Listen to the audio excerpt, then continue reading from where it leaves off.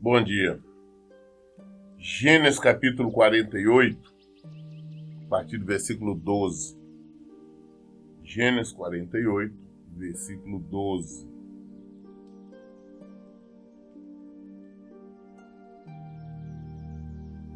Então José os retirou do seu colo e prostrou-se com o rosto em terra. José tomou a ambos, a Efraim com sua mão direita, para que ficasse à esquerda de Israel, e a Manassés com a mão esquerda, a fim de que permanecesse à direita de Israel, e os aproximou dele.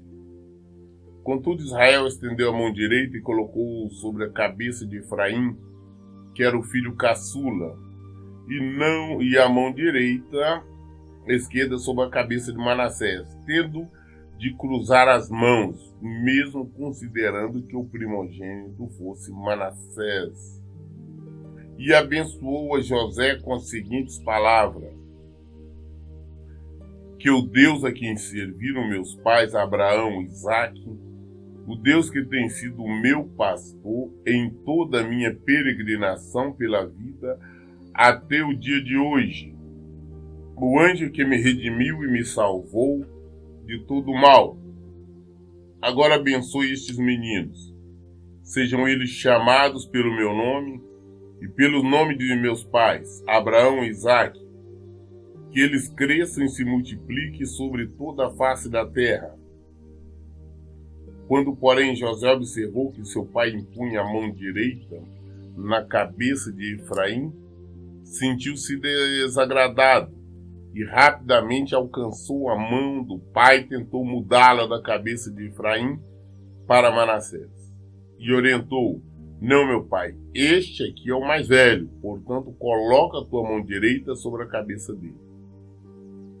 Todavia, seu pai recusou-se convictamente e lhe revelou: eu bem sei, meu amado filho, semelhantemente ele se tornará um povo também, ele será grande. Entretanto, seu irmão mais novo será maior do que ele, e seus descendentes se tornarão uma plenitude de povos. Então, na hora de abençoar, Jacó abençoar ali os filhos netos, né?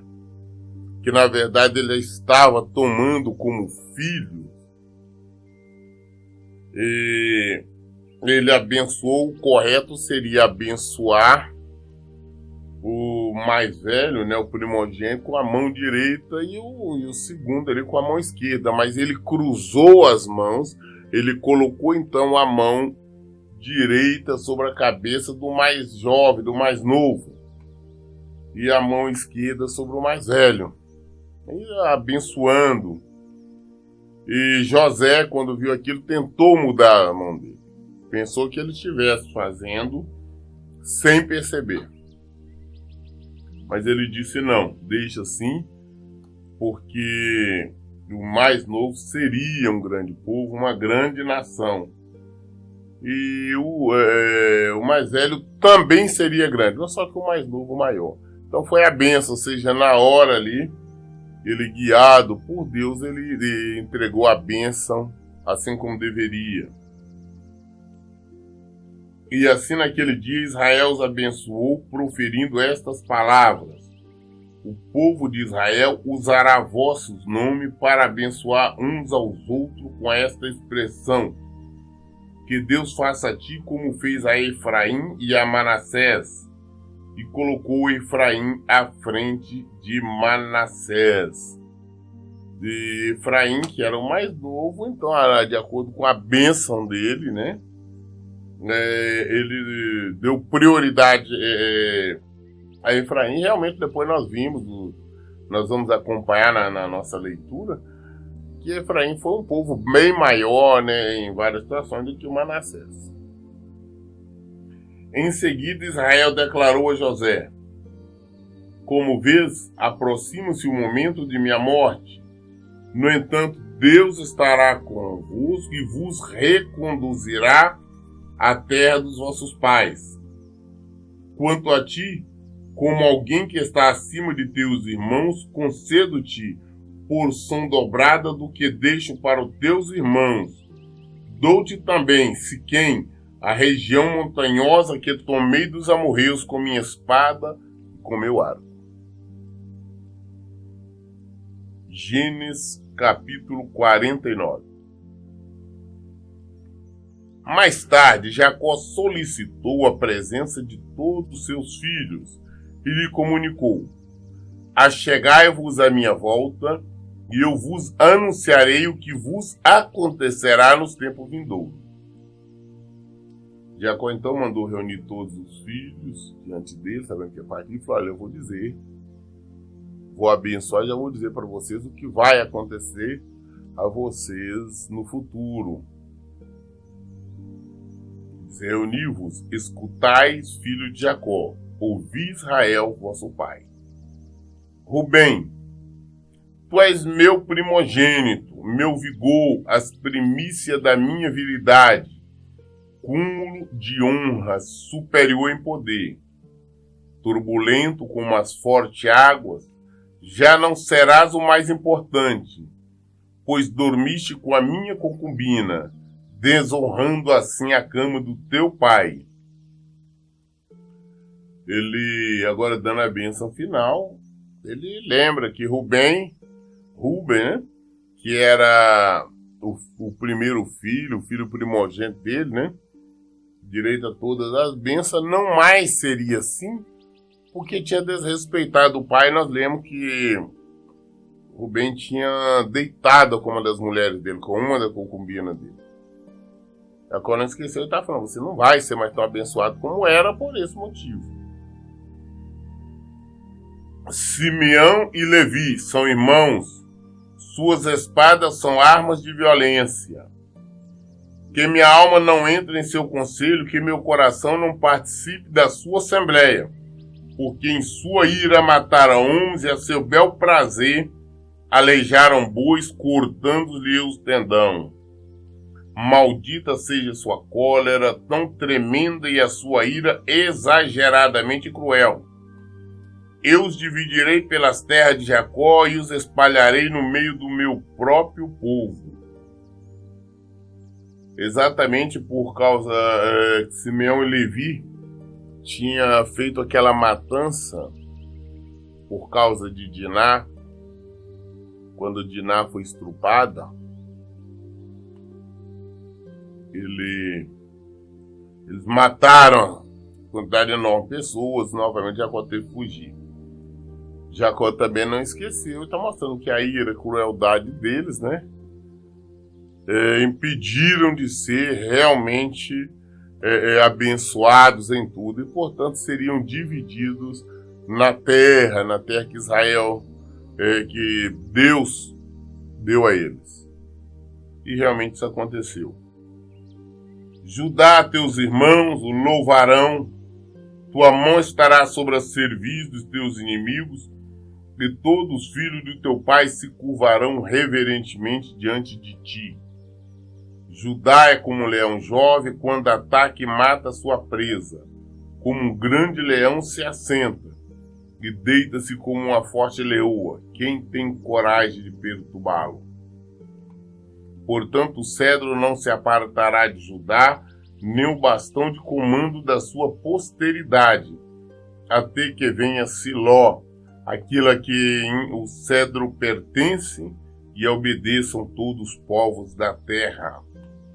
Ele amarrará o seu jumento a uma videira, e o seu jumentinho ao ramo mais seleto, lavará no vinho suas roupas, no sangue das uvas suas vestes. Seus olhos serão mais escuros que o vinho, seus dentes mais brancos do que o leite. Ele aqui está falando, está abençoando Judá, e já está falando aqui inclusive sobre Jesus. Aqui no versículo 10, que inclusive Jesus, através de José, é descendente direto de Judá. E aqui no versículo 10 do capítulo 49, que ele diz aqui: portanto, o cedro não se apartará de Judá, nem um bastão de comando da sua posteridade, até que venha Siló, aquele a quem o cedro pertence, e a ele obedeça todos os povos da terra. Jacó está revelando, profetizando a respeito de Jesus Cristo, o Messias, e que ele veio através da linhagem de Judá, não ele diretamente, mas José, aquele a quem foi conhecido como pai. Zebulon morará à beira-mar e se tornará um porto para muitos navios. Suas fronteiras se projetarão até Sidom. Isacar é um jumento forte, perseverante, repousando entre duas cargas. Quando compreender como é bom o seu lugar de descanso e como é agradável a sua própria terra, ele se inclinará a fim de que ele seja colocado a carga sobre as costas e, sem reclamar, trabalhará como escravo. Dan defenderá o direito da sua própria gente, será como todas as demais tribos de Israel. Dan será como uma cobra na beira da estrada, como serpente venenosa no caminho, que ataca e morde a pata do cavalo, derrubando para trás seu cavaleiro. O Senhor Deus, meu Deus, espero em ti a minha libertação. Gad será atacado por um bando de ladrões, mas na verdade ele é que perseguirá os calcanhares dos seus salteadores. Na mesa de Aser haverá abundância, suas terras produzirão alimentos dignos de reis. Naftali é como a gazela livre e veloz que profere lindos discursos. José é uma frondosa árvore frutífera, plantada à beira de uma fonte de águas puras, uma grande árvore que dá muitos frutos, cujos galhos avançam por sobre o muro. Com rancor, inimigos o atacaram e com violência o perseguiram com seus arcos e flechas. Contudo, seu arco permaneceu firme e seus braços jamais esmoreceram mediante a força do poderoso de Jacó, pelo nome do pastor, a rocha de Israel. Pelo Deus do teu pai que te socorre, por El Shaddai, o Todo-Poderoso, que abençoa com bênçãos dos altos céus, bênção das preciosas águas que circulam debaixo da terra, bênção de muitos rebanhos e muitos filhos. As bênçãos de teu pai são infinitamente maiores que as bênçãos dos montes antigos, que as delícias das colinas eternas, que todas as bênçãos alcancem e permaneçam sobre a cabeça de José, sobre a testa daquele que foi escolhido entre todos os seus irmãos. Benjamim é um lobo predador, ao alvorecer ele devora sua presa e ao pôr do sol divide o despojo. Todos esses filhos de Jacó formam as tribos de Israel, um número de 12, e foram essas palavras profetizadas por seu pai, quando os reuniu e os abençoou a todos. Todavia, a cada um deu uma palavra particular. Jacó então abençoou seus 12 filhos, abençoou todos eles. Já despedindo, já também revelando o que viria a acontecer com cada um. Ele, de forma grandiosa, usada por Deus, profetizou, revelou sobre cada um deles. E tudo o que falou realmente, nós veremos mais adiante, realmente aconteceu. Isso foi as bênçãos de Jacó, já despedindo dos filhos. Depois ele deu esta ordem: eu vou me reunir com os meus antepassados. Enterrai-me, pois, junto dos meus pais, na gruta que está no campo de Efron e Tita, na caverna do campo de Macpela, perto de Manre, em Canaã, campo que Abraão comprou de Efron e Tita como propriedade para a sepultura. Lá foram enterrados Abraão e sua esposa Sara. Lá foram sepultados também Isaque e a sua esposa Rebeca. E lá eu depositei o corpo de Lia. Tanto o campo como a gruta que nele se encontra foram adquiridos dos filhos de Et. Ao terminar de dar todas as instruções aos seus filhos, Jacó recolheu seus pés sobre o leito, inspirou e foi reunido ao descanso com seus antepassados. Ele exigiu que depois que morresse, que o seu corpo, fosse enterrado, sepultado lá naquele cemitério, aquela gruta, aquele terreno que Abraão tinha comprado a título para fazer uma espécie de cemitério, onde Abraão tinha enterrado a esposa dele, depois Isaac e todos eles. Então ele falou que não, depois que morresse, então que ele queria também que fosse para aquele lugar, fosse sepultado ali. E ele acabou de dar essas instruções, ele estava sentado ali na cama, a hora que ele abençoou os filhos, falou. Depois de todas as instruções, ele simplesmente ia recolher os pés, deitou, e em seguida, então ele partiu, ele morreu. Então José se atirou sobre o pai, chorando e beijando o seu rosto.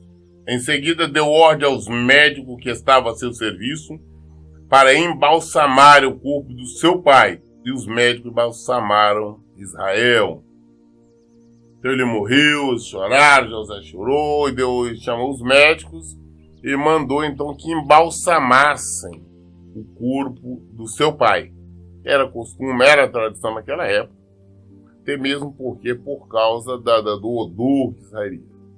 E como levava-se alguns dias eles velando o corpo, então mandou embalsamar. Levaram 40 dias completos, pois esse era o tempo para o embalsamento. E os egípcios choraram a sua morte 70 dias. Foi 40 dias que gastava para embalsamar um corpo. Então Jacó foi embalsamado, Israel, levaram 40 dias para embalsamar o seu corpo. Houve um luto de 70 dias. Quando terminaram os tempos de luto, José falou à corte do faraó: se me é possível contar com a vossa amizade e bondade, dizeis ao ouvido do faraó em meu favor. Meu pai me fez prestar esse juramento.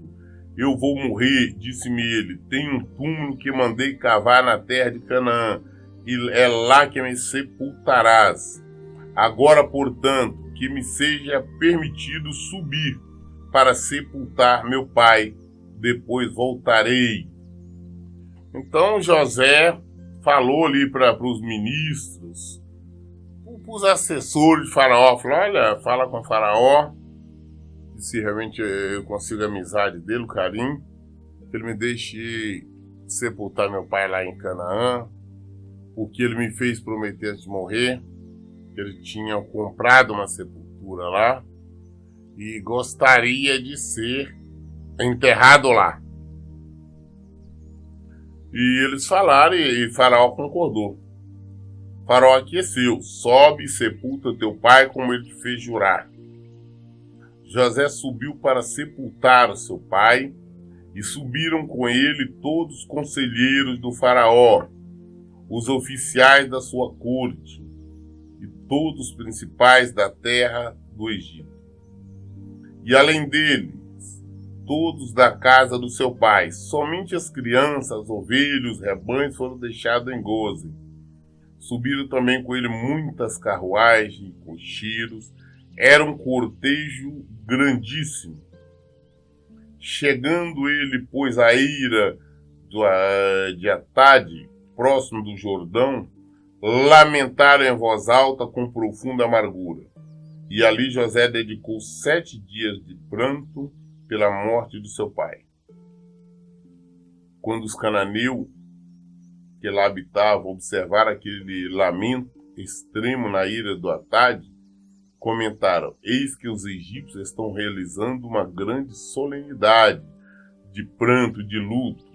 Por esse motivo se passou a chamar esse lugar nas proximidades do Jordão de Abel Misraim, campo de lamentação dos egípcios. Então José subiu com todos os seus irmãos, parentes, deixando só as crianças que ficaram. E também a corte do rei, né, do faraó também foram carruagem. E muita gente. E chegando lá num determinado lugar, já nas terras dos cananeus, pararam, choraram, lamentaram durante 7 dias. Os cananeus ficaram, inclusive, impressionados. Falaram assim, está acontecendo um grande sepultamento, né, pelos egípcios. E assim cumpriram os filhos de Jacó os que lhe haviam ordenado. Levaram-no à terra de Canaã e o sepultaram na caverna do campo de Macpela, perto de Manre, que juntamente com o campo, Abraão tinha comprado de Efron, o Eteu, a fim de que ele servisse de propriedade para a sepultura. Mais tarde, contudo, José retornou ao Egito, bem como todos seus irmãos e todas as pessoas que o haviam acompanhado a Canaã para enterrar o seu pai. Vendo que seu pai estava morto, comentaram entre si os irmãos de José: e se José for nos tratar como inimigos e nos retribuir todo o mal que lhe fizemos no passado? Por isso mandaram um recado a José nesses termos: antes de morrer, teu pai nos ordenou que lhe revelássemos este desejo. Assim falareis a José: perdoa teus irmãos seu crime e seu pecado, todo o mal que te fizeram. Agora, pois, queira tu perdoar os erros e os pecados dos servos do Deus de teu pai. E José muito se comoveu e chorou diante das palavras que seus irmãos lhe enviaram. Logo em seguida chegaram seus próprios irmãos e, lançando-se a seus pés, suplicaram: eis-nos aqui como teus escravos. No entanto, José lhe assegurou: não tenhais qualquer receio. Acaso estou eu no lugar de Deus? O mal que tinhas a intenção de fazer-me, o desígnio de Deus o mudou em bem, a fim de cumprir o que se realiza hoje diante dos nossos olhos, salvar a vida de um povo numeroso. Agora, pois, não temais, eis que eu vos sustentarei, bem como a vossos filhos. Assim ele os tranquilizou e encorajou com palavras carinhosas. Depois da morte de Jacó, os seus irmãos preocupados, falaram: não, agora que o nosso pai morreu, José vai querer vingar de nós o mal que nós fizemos, né? No início, jogando ele na cisterna, vendendo ele como escravo. Então mandaram um recado para ele, falaram: olha, o nosso pai Jacó, antes de morrer, tinha dito, pedido que era para você perdoar o mal, o pecado, toda a maldade que nós fizemos com você. Agora, por favor, nos perdoa. José recebeu esse recado, ele se emocionou, ele chorou. Logo depois os irmãos dele vieram, se atiraram a seus pés, pedindo perdão, para perdoar, para não fazer mal com ele. José respondeu, falou: na casa estou eu no lugar de Deus, fique tranquilo. Porque o mal que vocês pensaram me fazer, transformou em bem. O que vocês quiseram me fazer, me colocaram nessa posição até privilegiada para me estar ajudando, socorrendo para vocês. Então foi Deus usou esse caminho. Eu não vou fazer nada contra vocês. Fique tranquilo, fique em paz. Pode ficar aí, eu vou continuar sustentando vocês, eu vou continuar mantendo vocês. O mal de vocês não me fez nenhuma diferença porque Deus usou para fazer o bem. Você vê que José era realmente uma pessoa sábia. Ele compreendeu os desígnios do Senhor. Por isso ele também chegou à posição que ele chegou como governador do Egito. Ele tranquilizou seus irmãos. José permaneceu no Egito com toda a numerosa família de Israel. Viveu 110 anos. E viu a terceira geração dos filhos de Efraim, seu filho, né? Além disso, nasceram na presença de José os filhos de Maquir, filho de Manassés. Ele viu os filhos dele, viu os netos e até bisnetos dele nascer. Antes dele falecer, ele morreu com 110 anos.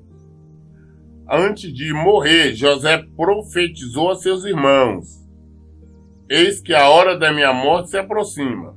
Todavia, Deus vos visitará com poder e vos fará subir destas terras, para a terra que ele prometeu, sobre juramento, a Abraão, a Isaque e a Jacó. E José fez os filhos de Israel prestarem um juramento: quando Deus intervier ao vosso favor, levareis os meus ossos daqui.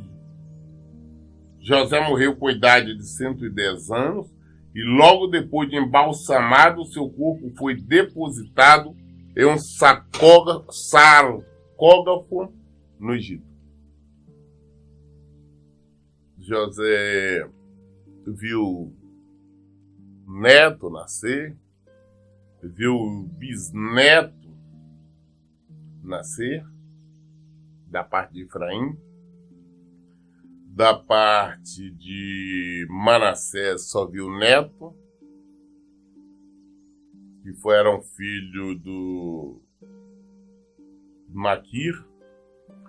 Mas ele profetizou, ele falou o que iria acontecer antes dele morrer. Ele falou: olha, sei que eu vou morrer, mas Deus vai tirar todos nós daqui, toda a família, todo o povo de Israel daqui do Egito, vai levar para uma terra boa, assim como ele tinha prometido a Abraão, Isaque e Jacó, a terra de Canaã. Ele vai levar todos, e quando isso acontecer, leva os meus ossos para lá, não me deixe ficar aqui. Então ele falou, ele profetizou, ele revelou, e nós veremos que depois realmente aconteceu. Bom, nós sabemos da história. E na saída deles do Egito, eles levaram os ossos dele, como nós veremos isso dentro de poucos dias.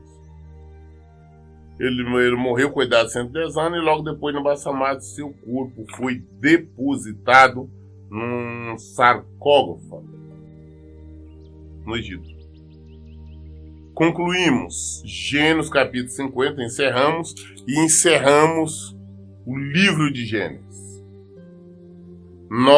A próxima leitura agora, nós estaremos iniciando Êxodo, o capítulo 1. A próxima leitura é Êxodo, quer dizer saída. É o povo saindo do Egito. As respostas, tudo nós conhecemos tudo na Bíblia. A Bíblia é a fonte de todas as respostas. O Senhor nos fala pela palavra. Por isso, em todo tempo, eu digo: leiam e pratiquem a Bíblia. Que Deus abençoe. Então, bom dia.